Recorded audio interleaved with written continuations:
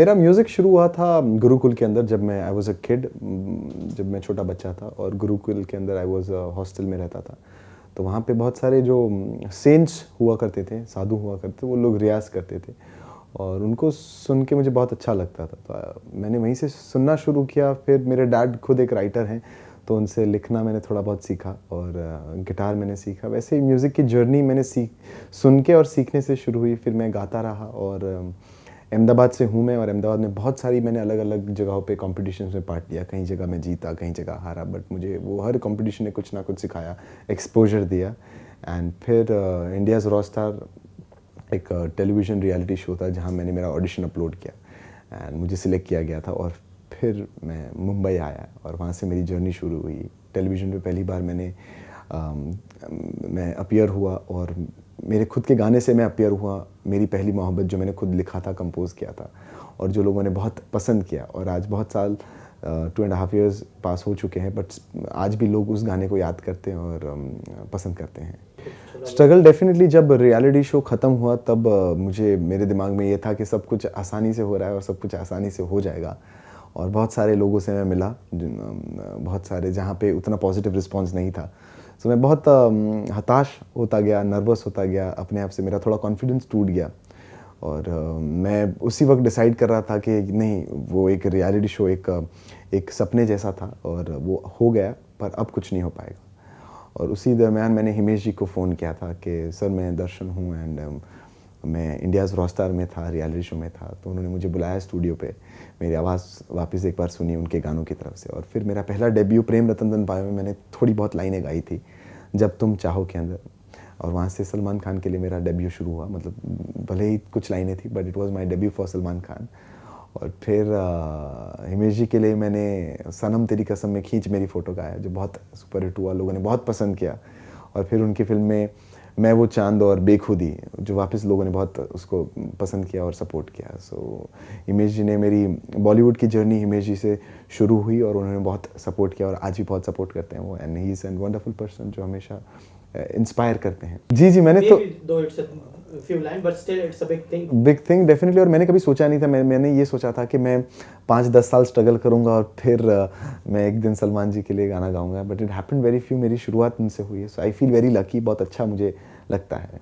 तो ये शुरुआत हुई थी अहमदाबाद से ही, जब मैं खुद के गाने, मुझे लिखना बहुत अच्छा लगता था, कंपोज़ करना अच्छा लगता था और तो मैं मेरी यूट्यूब चैनल पे गाने, फ़िल्मों के गाने, मैंने 2 गाने गाए थे जिसको मैंने कवर करके यूट्यूब पे डाला था, लोगों ने बहुत पसंद किया। उसके बाद मैंने ये कोशिश की मैं मेरा एक खुद का गाना बनाता हूँ और वो मैं यूट्यूब पे डालता हूँ जिसको सबसे ज़्यादा लोगों ने पसंद किया। तो मुझे बहुत अच्छा लगा जब लोग आप ना ही सिर्फ बॉलीवुड पर जो इंडिपेंडेंट म्यूज़िक है उसको सपोर्ट करते हैं।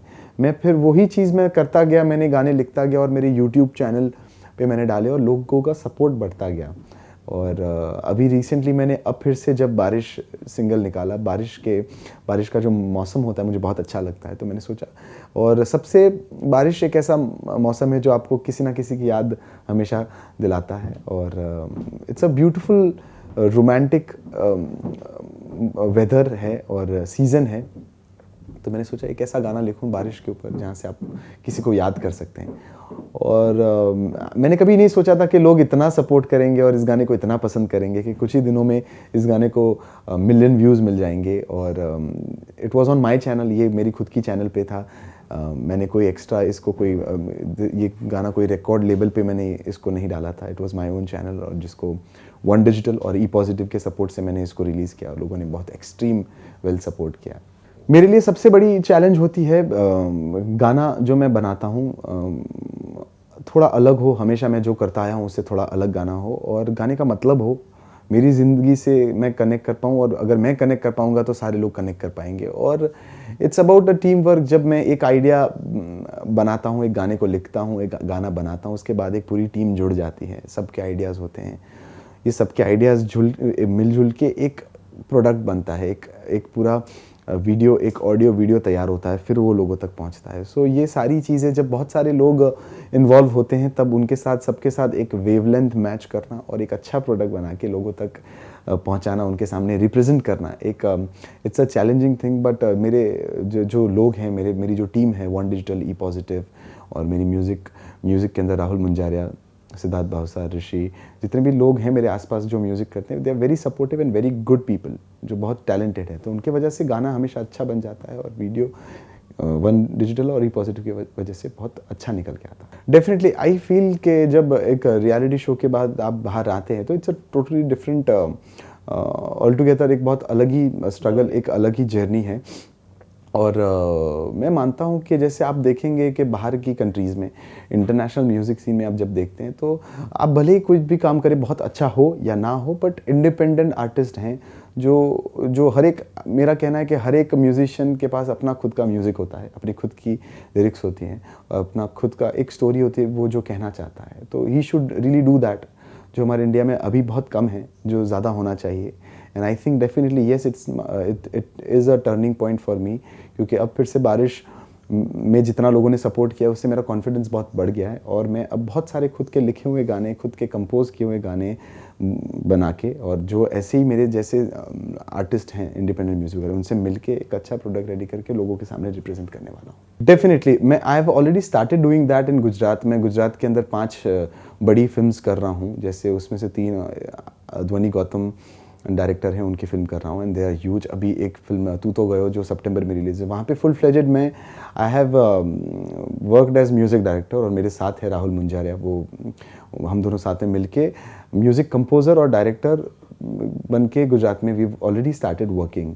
सो I think that's a platform जहाँ मैं एक्सप्लोर कर रहा हूँ एंड सीख रहा हूँ, और एंड धीरे धीरे धीरे धीरे I definitely want to do and want to make songs for Bollywood as well. Definitely जब तक हिमेश जी जैसे बहुत सारे talented and very loving and बहुत सपोर्टिव जब म्यूज़िक डायरेक्टर हैं, तो सिंगर्स और जितने भी नए टैलेंट है they don't have to worry, because जब इतना बड़ा हाथ आपके ऊपर होता है तो सबसे इम्पॉर्टेंट चीज़ है आपको जब सेफ फील होता है, जब when you feel safe, that is the most important thing. और आई थिंक मुझे सेफ फील होता है, और जब मैं सेफ फील करता हूँ तब मैं और ज़्यादा अच्छे से काम कर पाता हूँ और मेरा आउटपुट बहुत अच्छा निकलता है। आई इन्जॉय द मोस्ट, सबसे इन्जॉयबल चीज़ मेरे लिए है making music, writing songs and Singh the compact video. Yes definitely it's learning, but I enjoy the most in making a song. I have my list, मैंने एक list, मैंने गानों की list prepare करके रखी हुई, बहुत सारे गाने बनाए हैं, और इन सब के ब्रैकेट में एक एक्टर का नाम है, दैट इज़ अक्षय कुमार।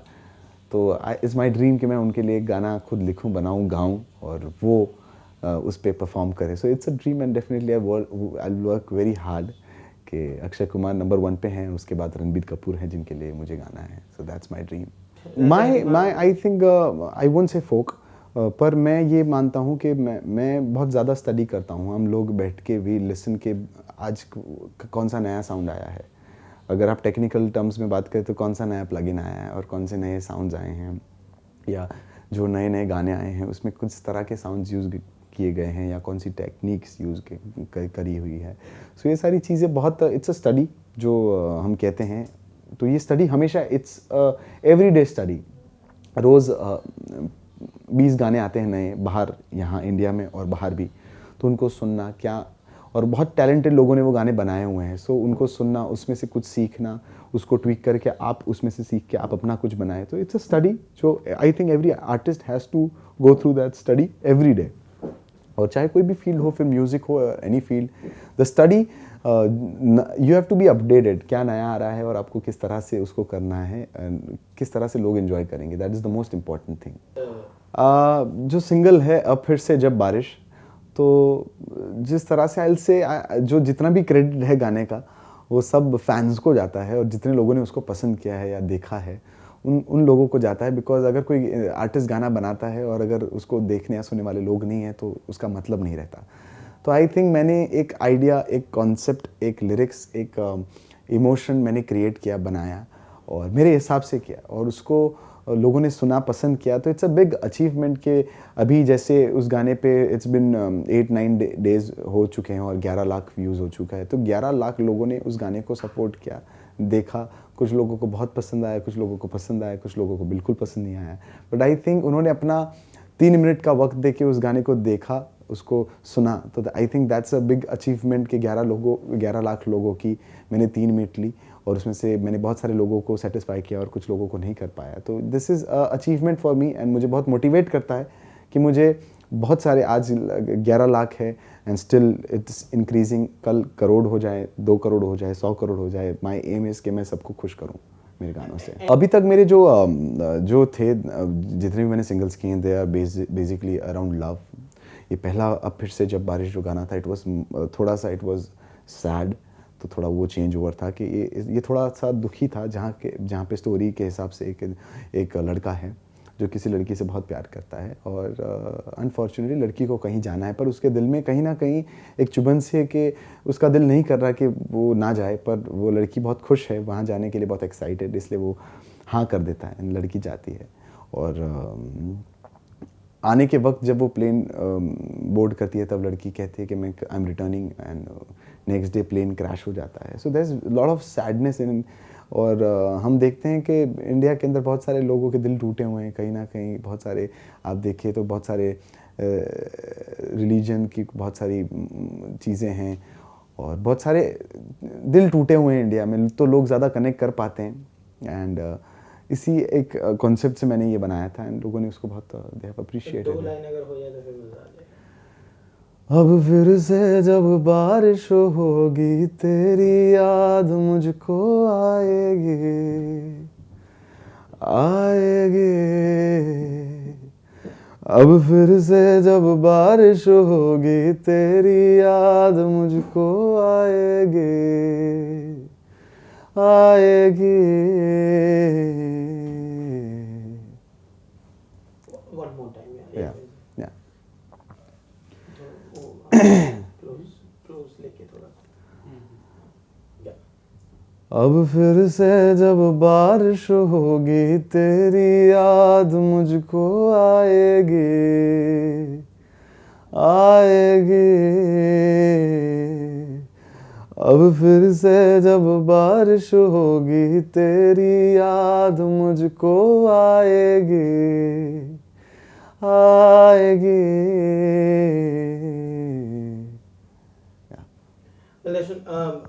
और क्या क्या आगे प्लान्स कर रखे हैं? क्या कुछ नया, कुछ बॉलीवुड में कुछ नज़र आने वाला है, या ये ही सिंगल आप अगर चाहते हैं maybe to see on a big scale, कोई किसी से बात अगर चल रही है ऐसा कुछ? Definitely the song is doing very good. अब फिर से जब बारिश बहुत अच्छा कर रहा है, पर इससे बहुत सपोर्ट हुआ और बहुत मोटिवेशन मुझे मिला है। And we have already prepare, हमने पूरा लिस्ट प्रिपेयर कर चुका है, already the work has started गानों पे। 17 डिफरेंट सिंगल्स जो मेरे खुद के लिखे हुए हैं, जो मैंने अभी तक मैंने बनाए हैं गानों, और अलग अलग लोग अभी इन्वॉल्व हो रहे हैं, best of the programmers, best of the people, अच्छे अच्छे म्यूज़िक कंपोजर्स जुड़ रहे हैं और उस 17 गानों को हम बना रहे हैं और बहुत अच्छे से शूट करके उसको थ्रू आउट 1.5 ईयर में वी आर रिलीजिंग। ये मेरे खुद के गानों की बात होगी। And also I am doing a film in Gujarat as a lead, Patel versus Patrick. और बॉलीवुड के गानों में I am doing 3 songs of Himesh Reshammiya ji next year 2017, and also doing 2 songs in अक्सर 2 फॉर सचिन गुप्ता, एंड ये कैसा खिलाड़ी में एक गाना है।